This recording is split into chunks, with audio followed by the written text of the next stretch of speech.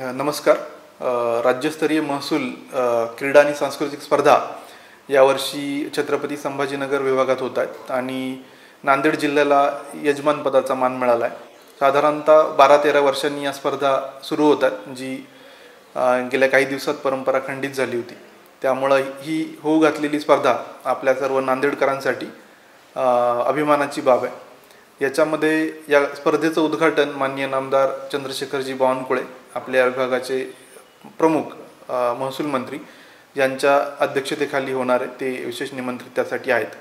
त्याचसोबत आपले मान्य पालकमंत्री अतुलजी सावे साहेब, सर्व विभागाचे विभागीय आयुक्त, सर्व जिल्हाधिकारी आणि राज्यभरातले सर्व महसूल अधिकारी कर्मचारी या कार्यक्रमासाठी उपस्थित राहणार आहेत. एकूण 92 क्रीडा प्रकार आहेत आणि सर्व स्पर्धेची तयारी आहे ती पूर्ण झाली आहे.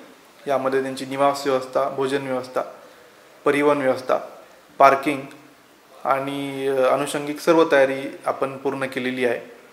यावर्षी नांदेडनी 19 नॅशनल गेम्स होस्ट केलेले आहेत आणि त्यामुळंच त्याच्याच एक पुढचं स्वरूप म्हणजे ही एक राज्यस्तरीय स्पर्धा आपण घेतोय. मला विश्वास आहे की या स्पर्धेच्या निमित्तानं आपल्याला नांदेडला जे स्पोर्ट हब करायचं आहे त्याला एक वेगळी चालना मिळेल.